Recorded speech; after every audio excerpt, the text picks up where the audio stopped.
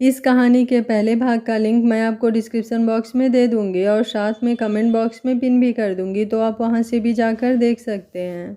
अधीर शौर्य का नाम सुनते ही चिढ़ गया और हॉस्पिटल से चला गया। इधर कशिश हैरान परेशान दरवाजे को देख रही थी। वो एक सपने की तरह आया और चला गया। उसने मीना से कहा, अगर मुझसे बात नहीं करनी थी तो आया ही क्यों था? अजीब है ये भी, आया और चला गया। मीना भी हैरान थी। वो बोली, सच में अजीब है, समझता पता नहीं क्या है खुद को। मैंने भी उसे सुना दिया कि तेरी परवाह करने की ज़रूरत नहीं है, मैं और शौर्य ही काफ़ी हैं। अधीर अपनी कंपनी में आ गया था, पर वो सोच अब भी कशिश के बारे में रहा था। उसे कॉलेज का वो दिन याद आ रहा था जब एक बार वो लोग ट्रिप पर गए थे और वो सभी बस में बैठे कोई गेम खेल रहे थे। गेम में कुछ पर्चियां बांटी जाती थी, जिसमें एक पर्ची पर जज लिखा था और एक पर मुजरिम। जिसके पास जज वाली पर्ची आती थी वो मुजरिम से कोई सवाल पूछता है और गलत जवाब या जवाब ना देने पर उसे सजा देता था और उसे उसकी बात माननी पड़ती थी।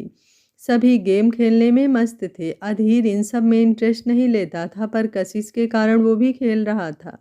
अब मुजरिम की पर्ची कशिश के पास आई और जज की पर्ची एक लड़के के पास। उसने कशिश से पूछा, तुम किसी से प्यार करती हो? अगर यहाँ है तो बताओ, अगर पूरा नाम नहीं लेना तो पहला अक्षर बता दो। कशिश कैसे बताती? उसने तो कभी मीना तक को नहीं बताया था, वो यहाँ कैसे बता देती? तो वो बोली, पास। सभी चिल्लाने लगे, पनिशमेंट पनिशमेंट। तुम्हारी पनिशमेंट ये है कि तुम हाँ, अधीर को प्रपोज करो। वो लड़का बोला तो सभी फिर से चिल्लाने लगे, प्रपोज प्रपोज। अब कशिश घबरा गई। वो ये कैसे कर सकती थी? मीना उसे बोली, यार तूने कौन सा सच में कहना है, नाटक ही तो करना है। तेरी जगह किसी और लड़की को ये मौका मिलता तो वो भाग कर जाती। जा, मैं तेरे साथ हूँ। मीना ने उसे बस में आगे लगा एक नकली फूल भी लाकर देते हुए कहा। कशिश हिम्मत जुटाकर वो फूल लेकर उसके पास गई और बोली, अधीर मुझे कहना पड़ेगा वो आई लव यू। कहकर वो फूल पकड़ाकर जाने लगी तो सभी कहते हैं कि अधीर के जवाब के लिए रुको। चाइल्डिश, अधीर मुंह घुमा कर बोला। सभी चुप हो गए। कशिश बेचारा समूह लेकर चली गई। मीना मन में बोली, ये खड़ूस का खड़ूस ही रहेगा। फिर कशिश से बोली, ये बहुत चालाक है, अगर तुझे हाँ कह देता तो बाकी लड़कियों का क्या होता, इसलिए नहीं कहा। सभी लड़कियां हुटिंग करने लगी। कशिश का दिल कर रहा था वो जोर जोर से रोए, पर उसने ऐसा कुछ नहीं किया। अधीर ने सबकी नज़र बचाकर वो फूल अपने बैग में रख लिया था। उसने चोर नज़रों से कशिश की तरफ देखा। वो हंस रही थी तो इसे दुख हुआ कि वो खुश क्यों है। उस वक्त उसे ऐसा लगा था कि कशिश को रोना चाहिए कि इसने उसे जवाब दे दिया। अजीब सी फीलिंग थी ये। सर, चेयरमैन सर आपसे मिलना चाहते हैं। उसके असिस्टेंट नीरज की आवाज़ सुनकर वो ख्यालों से बाहर निकला। उसने हैरानी से पूछा, क्या दादाजी, वो कब आए? कुछ देर पहले ही आए हैं। उन्होंने आपको फ़ोन किया पर आपने फ़ोन उठाया नहीं, तो फिर मुझे फ़ोन किया, वो बोला। अधीर उठकर चल दिया। उसके दादाजी ने ही इस कंपनी को बनाया था। उसके पापा डॉक्टर थे, वो कंपनी संभालते नहीं थे, इसलिए इसके कॉलेज ख़त्म करते ही दादाजी ने इसे ये कंपनी संभालने को कहा। उसके बाद से वो खुद अपने गांव जाकर रहने लग गए थे। आज वो बहुत दिनों के बाद वापस आए थे। वो जल्दी से उनके कमरे में गया और उनके चरण छूकर आशीर्वाद लिया। दादाजी कमरे में चहलकदमी कर रहे थे। उसके आते ही वो बोले, अधीर आओ बैठो, मैं तुम्हें कुछ बताना चाहता हूँ। तेरे बाप ने दूसरी शादी कर ली है। मैंने उसे अपनी लाइफ से निकाल दिया है। अब तू सोच कि तूने किसके साथ रहना है, मेरे साथ या उसके साथ। सुनकर अधीर को झटका सा लगा। अधीर कुछ सोचकर बोला, दादाजी मैं आपके साथ ही रहूँगा। बचपन से मैंने उन्हें इतना नहीं देखा जितना मैंने आपको देखा है। दादाजी उसे बोले, मेरे साथ रहने के लिए तुम्हें मेरी बात भी माननी होगी। अधीर ने बिना सोचे कहा, मैंने आपकी कौन सी बात नहीं मानी? ठीक है, मैं चाहता हूँ कि तू गांव में मेरे एक दोस्त की पोती है जो बहुत ही सुंदर और सुशील है, उससे शादी कर ले। दादाजी बोले। अधीर को झटके पे झटका लगा। दादाजी आप ये किस जमाने की बात कर रहे हैं? आजकल कौन ऐसे शादी करता है? आपने मम्मी पापा की शादी का हाल नहीं देखा? दादाजी झूठा नाटक करते हुए बोले, तू भी ऊपर से कह देता है कि मेरी परवाह करता है, असल में मेरी फिक्र किसी को नहीं है। मेरी तो किस्मत ही ऐसी है, बेटा भी ऐसा ही निकला और पोता भी ऐसा है। भगवान तू इस बूढ़े को उठा क्यों नहीं लेता, और अब और कितने दुख देगा मुझे, कहकर वो अपने सीने पर हाथ मारकर रोने लगे। अधीर ने उनके हाथ पकड़कर रोकते हुए कहा, दादाजी आप ऐसा ना करें, चलो मैं आपकी बात मानता हूँ, मैं शादी कर लूँगा, पर उस लड़की से नहीं बल्कि अपनी पसंद की लड़की से। दादाजी बोले, क्या तुझे भी कोई लड़की पसंद है? मुझे क्यों नहीं पता? अधीर कुछ सोचते हुए बोला, मुझे भी पता नहीं था। शादी का नाम सुनकर उसे एकदम से झटका लगा। उसे लगा कि वो अगर आज भी वो ना बोला तो वो कशिश को हमेशा के लिए खो देगा, और ये ख्याल आते ही उसने दादाजी से ये बात कह दी। ठीक है, तुम उससे मुझसे मिलाने के लिए लेकर आना। दादाजी ने प्यार से उसकी पीठ थपथपा कर बोले। अधीर बोला, हाँ जी ले आऊँगा। अधीर को लगा कि अगर कशिश पैसे की भूखी है तो वो उसे पैसे से ही खरीदेगा, फिर देखते हैं वो कैसे मना करती है। वो खुद में ही मुस्कुरा दिया, उसे उम्मीद थी कि वो हाँ कर देगी। उसने अपने असिस्टेंट नीरज को फ़ोन करके एक कॉन्ट्रैक्ट तैयार करने को कहा। हॉस्पिटल, शाम को हॉस्पिटल मीना और कशिश हमेशा की तरह बातें कर रही थी। मीना का फ़ोन सुबह से कई बार बजा, उसकी मम्मी फ़ोन कर रही थी पर वो उठा ही नहीं रही थी। तभी डॉक्टर आ गए और उन्होंने रिपोर्ट्स चेक की और बोले, आपकी रिपोर्ट्स ठीक आई है, आपको छुट्टी कर दें? हाँ जी कर दीजिए, कशिश बोली। तब डॉक्टर ने उसे डिस्चार्ज कर दिया। मीना ने रजनी को फ़ोन किया और बताया, कशिश की छुट्टी हो गई है और हम वापस आ रहे हैं, कमरा साफ़ कर देना। रजनी ने ओके कहा और फ़ोन बंद कर दिया। वो लोग कुछ देर में घर पहुंच गए। मीना का फ़ोन अब भी बज रहा था। कशिश उससे बोली, अब उठा भी ले, एक बार सुन ही ले, क्या पता कोई ज़रूरी काम हो। उसकी बात मानकर मीना ने फ़ोन उठा लिया। उसकी मम्मी फ़ोन उठाते ही बोली, सुबह से फ़ोन कर रही हूँ, तू उठा क्यों नहीं रही है? आज मैंने घर में डॉटर डे पर पार्टी दी है, तेरा आना ज़रूरी है।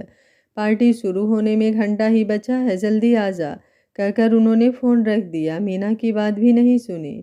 यार कहा था ना कोई ऐसा ही काम होगा, डॉटर को पूछती नहीं है और डॉटर डे मनाना है, मुझे नहीं जाना। मीना फ़ोन सोफे पर पटकते हुए बोली, नहीं मीना ऐसा नहीं करते, तू जा, देख अगर तुम नहीं गई ना तो तेरी मम्मी की कितनी बेइज्जती होगी, तू जा, तुझे मेरी कसम, जा, कशिश बोली।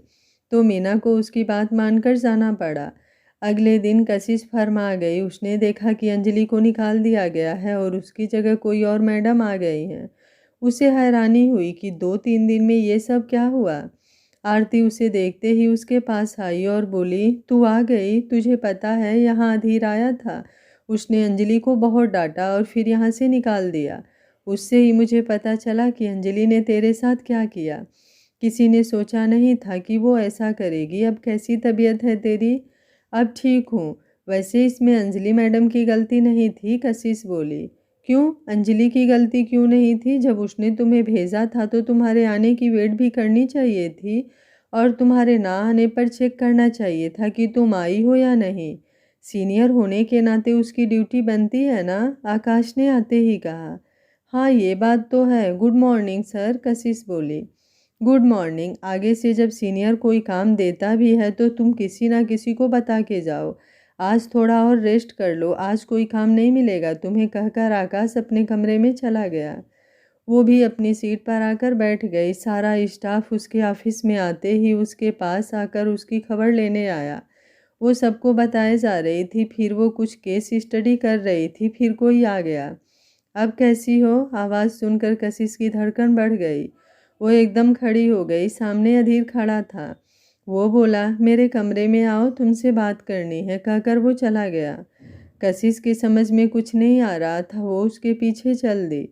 अधीर अपने कमरे में आ गया। कशिश के आते ही वो बोला, दरवाज़ा लगा दो। कशिश को समझ नहीं आ रहा था कि ये सब क्या हो रहा है। अधीर ने उसे क्यों बुलाया है? हॉस्पिटल में तो बिना बात किए चला आ गया था। अधीर उसे खड़े देखकर बोला, बैठो। कशिश के बैठते ही उसने उसकी तरफ कुछ पेपर खिसका दिए।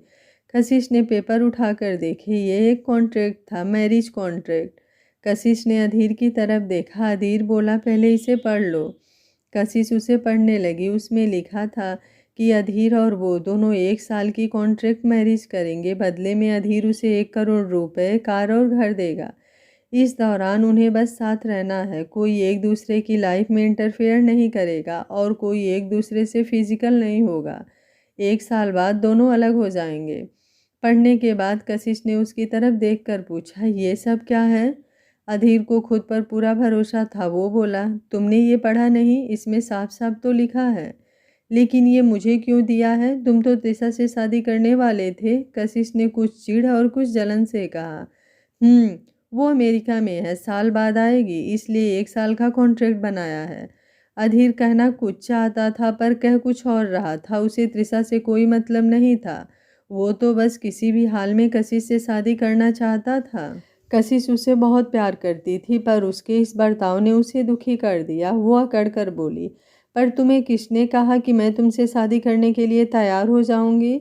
अधीर को उसके तेवर देखकर और गुस्सा आया, पर वो गुस्सा छुपाकर शरारती स्माइल करते हुए बोला, तुम पैसों के लिए रिश्ते चुनती हो। पहले तुमने मदन को चुना, फिर उससे ज़्यादा पैसे वाला सॉरी मिल गया तो उसे बॉयफ्रेंड बना लिया। अब जब मैं तुम्हें 1 करोड़ रुपए दे रहा हूँ, साथ में कार और घर भी, तो तुम ना कैसे कर सकती हो? चलो, पैसे तुम अपनी मर्जी से बढ़ा लेना, मुझे पैसों की कोई कमी नहीं है। ये सब सुनते ही कशिश का तो खून खौल उठा। वो एकदम से खड़ी हुई और कॉन्ट्रैक्ट अधीर की तरफ फेंक कर बोली, जानते हो, मैं जब भी सोचती हूँ कि तुम अब बदल गए हो, पर तुम और भी बुरे बनकर मेरे सामने आ खड़े होते हो। तुम कभी सुधर नहीं सकते। तुम मेरे कैरेक्टर पर उंगली उठाते हो। कभी अपनी तरफ देखा है? प्यार किसी से करते हो और कॉन्ट्रैक्ट मैरिज मेरे साथ करना चाहते हो। थैंक यू, तुमने मेरी कीमत 1 करोड़ लगाई, लेकिन फिर भी बहुत कम लगाई है। मैं इतने में नहीं मानती। मेरी मुँह मांगी कीमत तुम मुझे नहीं दे सकते। अधीर अभी भी कुछ नहीं समझा। उसे सिर्फ कीमत वाली बात याद रही। उसने एक चेक उसके आगे करते हुए बोला, ये लो ब्लैंक चेक और जितनी कीमत चाहो भर दो। मैं भी तो देखूं कितनी कीमत है तुम्हारी। कशिश ने चेक उठाया और उस पर रिस्पेक्ट शब्द लिख दिया। फिर बोली, तुमसे बात करना ही बेकार है। जब तुम मेरी खामोशी को नहीं समझ सकते तो मेरे शब्दों को क्या समझोगे? कोशिश करना कि अपनी कभी दोबारा सामना ना हो। ये तुम्हारी जॉब भी तुम्हें मुबारक हो। इस्तीफा मैं अपनी सीट पर रख जाऊंगी। कहकर वो चेक वहीं छोड़कर चली गई। अधीर का दिल कर रहा था कि वो उसे रोक ले, पर उसके दिमाग ने उसे रोक दिया। वो कुछ नहीं कर सका। उसके जाने के बाद उसने चेक उठाकर देखा और उस पर लिखी कीमत पढ़कर पागलों की तरह हंस दिया। कशिश ने अपनी सीट पर आकर अपना इस्तीफा लिखा और पियोन को बुलाकर बोली, भैया ये लेटर अधीर सर को दे देना, मैं जा रही हूँ। वो उसे लेटर पकड़ाकर वहाँ से चली गई। पियोन वो लेटर अधीर को दे आया। अधीर उसे पकड़कर देखता रहा। उसने आज फिर गलती कर दी। उसे लगा कि आज उसने कशिश को बिल्कुल ही खो दिया। उसके कानों में कशिश की एक ही बात गूंज रही थी, कोशिश करना कि अपनी कभी दोबारा सामना ना हो। वो सोचते हुए पागलों की तरह हंसता रहा। उसकी आंखों से आंसू आ रहे थे और वो आंसू पोंछते हुए हंस रहा था। कशिश ने बाहर आकर अपने घर के लिए ऑटो किया। उसने अपने आंसुओं पर काबू किया हुआ था, लेकिन ऑटो में बैठते ही उसके आंसू बह निकले। वो जितना साफ करती उतना ही ज़्यादा आंसू आ रहे थे। अधीर के कहे शब्द उसके दिल को चाकू की तरह कुरेद रहे थे। अभी वो अधीर के दिए पिछले जख्मों से नहीं उभरी थी कि उसने ये नए जख्म दे दिए। उसने सोच लिया था कि वो अब अधीर के बारे में नहीं सोचेगी। वो कह रहा था उसने पैसों के लिए सॉरी को चुना है तो ठीक है, अब वो सॉरी को ही चुनेगी। इससे तो कहीं अच्छा है सॉरी। उसने मन में फैसला कर लिया था। वो घर आई। रजनी ने दरवाज़ा खोला तो उसे देखकर बोली, आप जल्दी आ गई। दीदी जी ठीक तो हो? कुछ लाऊं? कशिश अपने कमरे में जाकर दरवाज़ा बंद करते हुए बोली, नहीं कुछ नहीं चाहिए, मुझे कुछ देर अकेला छोड़ दो। कहकर कशिश ने दरवाज़ा बंद कर लिया। रजनी को कुछ अजीब लगा। उसने लिविंग रूम में आकर मीना को फ़ोन किया। मीना बहुत दिनों के बाद आज कंपनी में आई थी। रजनी का नंबर देखकर उसने फ़ोन उठा लिया। दीदी जी, कशिश दीदी वापस आ गई हैं, रजनी बोली। मीना एक फ़ाइल देखते हुए बोली, तो क्या हुआ? उसे रेस्ट करने के लिए छुट्टी दे दी होगी, इसलिए आई होगी। रजनी बोली, नहीं वो बात नहीं है दीदी, वो आते ही अपने कमरे में चली गई। मैंने पूछा कि कुछ चाहिए तो कहती हैं कि मुझे अकेले छोड़ दो। अब मीना को लगा कि बात कुछ गड़बड़ है तो वो बोली, अच्छा मैं आती हूँ। उसने अपनी फ़ाइल साइड में रखी और अपनी असिस्टेंट को बोली, जूही तुम काम संभालना, मैं घर जा रही हूँ। क्या हुआ मैडम, सब ठीक तो है? जूही ने पूछा। नहीं, शायद कशिश की तबीयत अभी ठीक नहीं हुई है, वो घर वापस आ गई है, कहकर उसने अपना बैग उठाया और चल पड़ी। वो कुछ देर में घर पहुंच गई। रजनी ने दरवाज़ा खोला और कमरे की तरफ इशारा किया। मीना कमरे के पास आई और बोली, कशिश कशिश दरवाज़ा खोल। कशिश ने दरवाज़ा खोला और मीना को गले लगाकर ज़ोर ज़ोर से रोने लगी।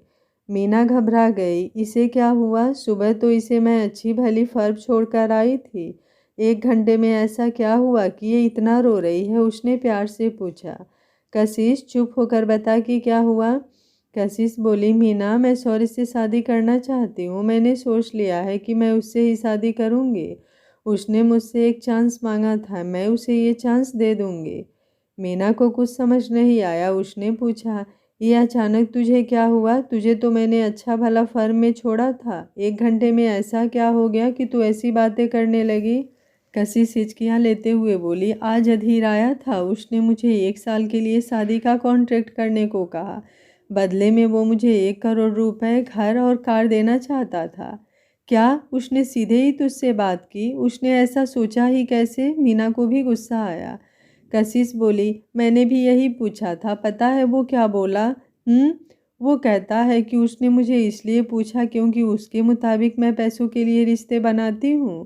पैसों के लिए ही मैंने मदन से, फिर उससे ज़्यादा पैसे वाले शौर्य से रिश्ता बनाया, तो मैं उसे भी हाँ कर दूँगी। तुम्हें पता है वो कहता अगर 1 करोड़ कम है तो और ले लेना, जितना तुम चाहो। वो हंसते हुए बोली। उसे खुद पर ही बहुत गुस्सा आ रहा था। वो खुद को समझता क्या है, इस जैसे लोग ही अमीरों को बदनाम करते हैं। लेकिन तू तो कह रही थी कि वो तृषा से शादी करेगा, मीना गुस्से से बोली। कशिश बोली, मैंने पूछा था, वो कहता है कि वो अमेरिका गई है और साल बाद आएगी, इसलिए 1 साल का कॉन्ट्रैक्ट करना चाहता था कि जब वो वापस आएगी तो मुझे छोड़ देगा। कितना आसान है उसके लिए ये सब। वो पता नहीं किस मिट्टी का बना है। मीना बोली, तुमने सही फैसला किया, सॉरी सही आदमी है। तुम इस कमीने के बारे में मत सोचना, छोड़ दे उसे। हाँ अब तो छोड़ दिया, सॉरी तो उससे कई गुना ज़्यादा अच्छा है, कशिश बोली। इधर कशिश के जाने के बाद अधीर बहुत ही बेचैन हुआ। उसे कशिश की बातें याद आ रही थी। उसे बस ये समझ नहीं आ रहा था कि उसमें क्या कमी है जो उसने उसे मना कर दिया।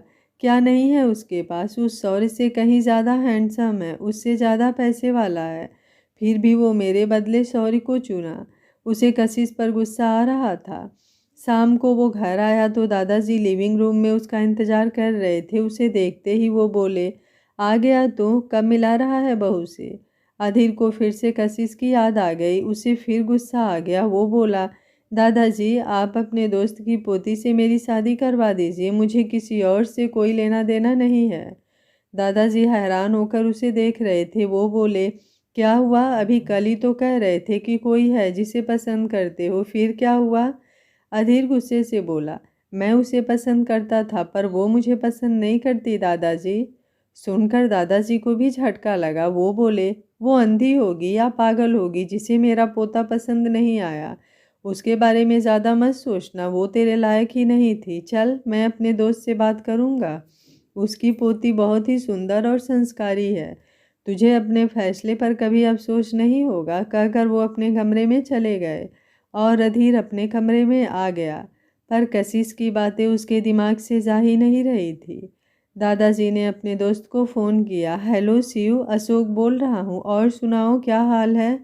ओ अशोक, मैं ठीक हूँ भाई, तू बता क्या हाल है? तेरा बेटा और पोते कैसे हैं? शिव ने पूछा। अशोक खुशी में बोला, सब ठीक है, तुझे तो मैंने खुशखबरी देने के लिए फ़ोन किया है। मेरा पोता तेरी पोती से शादी करने को तैयार है, अब हम समधी बन जाएंगे। शिव के चेहरे पर चिंता छा गई, लेकिन वो सब छुपाकर खुश होकर बोला, अच्छा ये तो बहुत अच्छी बात है। ऐसा करो तुम भी यहाँ आ जाओ, तुम्हारी पोती भी यहीं रहती है, एक अच्छा सा दिन देखकर इनकी शादी कर देते हैं, अशोक दादाजी बोले। शिव दादाजी बोले, वो मेरा नाती है, कोई नहीं, मैं आ जाऊँगा, हाँ शादी कर देते हैं। अशोक बोला, चलो ठीक है, यहाँ आ जाना, फिर बात करेंगे, कहकर उसने फ़ोन बंद कर दिया। वो खुश हो रहा था कि अधीर उसकी पसंद की लड़की से शादी करेगा। वो अब गर्व से अपने दोस्तों को कह सकेगा कि मेरे पोते ने मेरी मर्जी से शादी कराई है। अगले दिन भी कशिश उदास थी। कशिश का मूड ठीक करने के लिए मीना बोली, चल शॉपिंग करने चलें। कशिश बोली, नहीं, तुम्हें पता तो है कि मुझे शॉपिंग का शौक़ नहीं है, पर मुझे तो है। तू मेरी इकलौती फ्रेंड है, तू चल। तू नहीं जाएगी तो मेरे साथ कौन जाएगा? मीना ने बच्चों की तरह रोदू सा मुँह बनाकर कहा। कशिश उसकी शक्ल देखकर हंस दी और बोली, अच्छा चल। दोनों बाजार में घूम रहे थे कि मीना का फ़ोन बजने लगा। उसने देखा कोई अनजान नंबर था तो उसने उठाया नहीं। थोड़ी देर बाद फिर से उसी नंबर से फ़ोन आया। अब मीना ने फ़ोन उठा लिया। हेलो मीना, मीना ने पूछा। दूसरी तरफ से लड़के की आवाज़ आई, हेलो, क्या ये मीना जी का नंबर है? मीना हैरान होकर आवाज़ को पहचानने की कोशिश करते हुए बोली, हाँ जी, मैं मीना बोल रही हूँ, आप कौन? वो लड़का बोला, हम मुंबई से ही बोल रहे हैं, आप कशिश की फ्रेंड हैं? कशिश का नाम सुनते ही मीना बोली, हाँ जी, मैं कशिश की फ्रेंड हूँ। तब वो लड़का बोला, जी, मैं कशिश के मामा का बेटा हूँ, मैं मुंबई में ही रहता हूँ। मेरे दादाजी यानी कशिश के नाना जी मेरे पास आए हैं। वो कशिश से मिलना चाहते हैं, क्या आप उनका एड्रेस दे सकती हैं? मीना ने कशिश की तरफ देखा और पूछा, तेरे नाना जी भी हैं? कशिश ने हाँ में सिर हिलाया। तो मीना ने उस लड़के से बोली, जी, कशिश मेरे साथ ही है, लीजिए बात कीजिए। कहकर उसने कशिश को फ़ोन पकड़ा दिया। कशिश फ़ोन पकड़कर बोली, हेलो, हाँ जी। कशिश, मैं अतुल बोल रहा हूँ, तुम्हारे मामा का बेटा। नाना जी आए थे, वो तुमसे बात करना चाहते थे। तुम्हारा फ़ोन नहीं लगा तो आपकी फ्रेंड का फ़ोन मिला लिया। ये लो, नाना जी से बात कर लो। कहकर उसने नाना जी को फ़ोन पकड़ा दिया। नाना जी ने फ़ोन लेते ही कहा, हेलो कशिश बेटा, मैं तेरा नाना बोल रहा हूँ। तू अब तक नाराज़ है बेटा, माना तेरी माँ से मेरी नाराज़गी थी, पर अब जब सब ठीक हो गया है तो तुम इस बूढ़े से मिलने आ जाती, क्या कभी मेरी याद नहीं आई? कशिश की आंखों से पानी बह निकला। बहुत दिनों बाद किसी अपने से बात हुई थी। वो बोली, नमस्ते नाना जी, कैसे हैं आप? सॉरी, मैं अपने काम में बिज़ी हो गई थी। नाना जी बोले, बेटी, मैं यहीं आया हुआ हूँ, तुम अपना एड्रेस दे दो, तुमसे मिलने आ जाऊँगा। ठीक है नाना जी, मैं इसी नंबर पर अपना एड्रेस भेज देती हूँ। अच्छा जी, मिलते हैं। कहकर कशिश ने फ़ोन बंद कर दिया। उसने अपनी आंखें साफ की और मीना को उसका फ़ोन वापस किया। मीना ने घबरा कर पूछा, तेरे नाना जी ने क्यों फ़ोन किया? कोई दिक्कत है क्या? नहीं नहीं, कोई दिक्कत नहीं। वो यहाँ आए हुए थे तो वो मुझसे मिलना चाहते थे, इसलिए मेरा एड्रेस पूछ रहे थे। एक मिनट, मैं उन्हें एड्रेस सेंड कर दूँ। कहकर कशिश ने नाना जी को अपना एड्रेस सेंड कर दिया और ये भी बता दिया कि ये नंबर उसका है। वो लोग शॉपिंग कर रही थी कि कशिश के फ़ोन पर नाना जी का फ़ोन आया। कशिश ने हैरानी से फ़ोन उठाया। हेलो नाना जी, हाँ जी कहिए। बेटा, मैं तुम्हारे घर के बाहर खड़ा हूँ, दरवाज़ा खोलो, नाना जी बोले। नाना जी, मैं बाहर हूँ, अभी आती हूँ। मैं अपनी काम वाली को फ़ोन करती हूँ, वो अंदर ही है, आप अंदर बैठिए, हम कुछ देर में आए। कहकर उसने फ़ोन बंद किया और रजनी को फ़ोन किया। रजनी, मेरे नाना जी आए हैं बाहर, उन्हें अंदर बिठाओ, चाय पानी पिलाओ, हम अभी आए। रजनी ने उन्हें बड़े आदर से अंदर बिठाया, फिर चाय पानी दिया। नाना जी गर्दन घुमा घुमा कर घर को देख रहे थे। सामने कशिश के पूरे परिवार की फ़ोटो लगी थी। उसमें कशिश के मम्मी पापा, कशिश और उसका भाई था। वो उठकर फ़ोटो के पास गए और कशिश की मम्मी की फ़ोटो पर हाथ रखते हुए बोले, अपनी जिद के चलते हमने बेकार में इतनी दूरी बना ली। अगर मुझे पता होता तुम लोग ऐसे अचानक दुनिया छोड़ जाओगे तो मैं गुस्सा करता ही नहीं। वो फ़ोटो को देखते हुए पिछली यादों में खो गए। उस वक्त कशिश के बड़े मामा के बेटी की शादी थी। ये भी सारी फैमिली के साथ वहाँ गए थे। वहाँ दूल्हे वाले दहेज मांग रहे थे। कशिश के पापा ने इसका विरोध किया तो उसके मामा जी ने इसके पापा की सबके सामने बेइज्जती करते हुए कहा, मेरे पास पैसा है और मैं अपने दामाद की हर विश पूरी कर सकता हूँ। जिनके पास पैसा नहीं होता वही दहेज का विरोध करते हैं। जिस किसी को ऐतराज़ है वो जा सकता है। ये सुनकर उसकी मम्मी अपने पापा से बोली, देखिए पापा, भैया इनसे कैसे बात कर रहे हैं। हम यहाँ बेइज्जती करवाने नहीं आए हैं। माना कि हम गरीब हैं, लेकिन हम इनसे मांगने नहीं आते। नाना जी बोले, बेटे, लड़की की शादी है, कुछ देर चुपचाप सह लो। तुम्हें अपने भाई का पता तो है ही। कशिश की मम्मी को बहुत बुरा लगा कि उसके पिता ने भी उसका साथ नहीं दिया, तो वो शादी छोड़कर अपने घर आ गई। उसके बाद उनमें नाराज़गी बढ़ती चली गई। ना वो इनके घर आए और ना ही ये लोग उनके घर गए। फिर कोरोना आ गया। कशिश मीना के साथ पुणे में ट्रेनिंग कर रही थी, इसलिए वो कोरोना से बच गई, पर उसके मम्मी पापा उसकी चपेट में आ गए। उन्होंने कशिश को कुछ नहीं बताया। वो तो उनकी डेथ के बाद ही कशिश को पता चला। उसके नाना जी को बहुत देर बाद पता चला। तब वो कशिश से मिलने आए। तब कशिश उनसे नाराज़ थे कि उन्होंने उसकी मम्मी की दोबारा सुध नहीं ली। असल में उसके बड़े मामा गांव के एक नेता थे और नाना जी उसके अगेंस्ट नहीं जा सकते थे। लेकिन कशिश के परिवार की डेथ के बाद वो अपने छोटे बेटे के साथ रहने लगे थे, जिसकी खाद की फैक्ट्री थी। अतुल उसी का बेटा था। कशिश और मीना वापस आई तो उनसे बड़े आदर से मिली। उन्होंने एक साथ बैठकर चाय पी। अतुल ने कशिश से कहा, कशिश, हम यहीं इसी शहर में रहते हैं। मैं दादाजी के साथ इसलिए आया हूँ कि हम आगे भी मिलते रहें। ठीक है भैया, कशिश बोली। नाना जी ने इधर उधर की बात ना करते हुए सीधे ही कहा, बेटा, मैं आज तुमसे कुछ मांगने आया हूँ। मैंने अपने दोस्त के पास तुम्हारी बहुत तारीफ़ की थी, तो अब वो अपने पोते के लिए तुम्हारा रिश्ता मांग रहा है। मैं फंस गया हूँ। वो मेरा बहुत ही अच्छा दोस्त है। जवाब दूंगा तो दोस्ती टूट जाएगी। कशिश को कुछ समझ नहीं आ रहा था कि उसकी ज़िंदगी में हो क्या रहा है। पहले अधीर ने उसे शादी के लिए प्रपोज किया और अब नाना जी भी शादी की बात कर रहे हैं। वो क्या करे? अधीर की याद आते ही उसे उसकी सारी बातें याद आ गई। उसे गुस्सा आ गया। तब वो बोली, नाना जी, जैसा आप ठीक समझे कीजिए। आप बड़े हैं, जो करेंगे मेरे भले के लिए ही करेंगे। मुझे आपकी हर बात मंजूर है। नाना जी खुश होकर बोले, बेटा, मुझे पता था कि तुम हाँ कर दोगी, पर इतनी जल्दी हाँ करोगी ये नहीं सोचा था। तुम्हारा बहुत धन्यवाद, तुमने मेरी इज्जत रख ली। अब मैं अपने दोस्त के सामने सिर उठा सकूंगा। कुछ देर बाद नाना जी टॉयलेट चले गए तो अतुल बोला, देखो कशिश, ये मत सोचना कि तुम्हें दादाजी की बात माननी ही है। अगर तुम्हें कोई और पसंद है तो तुम मुझे बता सकती हो। मैं तुम्हारा साथ दूंगा। मैं तुम्हारा भाई हूँ। तुम खुद को अकेले मत समझना। कशिश को अच्छा लगा कि अतुल ने ऐसा कहा। वो बोली, आपने इतना कहा मेरे लिए यही बहुत है, लेकिन भैया, मुझे और कोई पसंद नहीं है। नाना जी जो करेंगे सोच समझ कर करेंगे। मुझे इस शादी से कोई दिक्कत नहीं है। ठीक है, अगर आगे कभी कोई बात करनी हुई तो मुझसे कर लेना। मैं हमेशा तुम्हारे साथ हूँ, अतुल बोला। देखिए, सिर्फ बातें करने से क्या होता है? मैंने आपको कभी देखा तो नहीं कशिश के साथ, मीना बोली।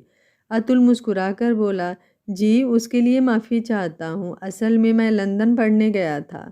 4 साल से वहीं था। महीना पहले ही वापस आया हूँ। अगर यकीन ना हो तो दादाजी से पूछ लेना। मीना को अतुल अच्छा लग रहा था। वो उसे छेड़ते हुए बोली, चलो जी, मान गए। अब आगे से मिलते रहिएगा। मीना शरारत से बोली। कशिश ने उसको कोनी मारी और बोली, मीना, ये मेरे भैया हैं, इनकी टांग खींचना छोड़।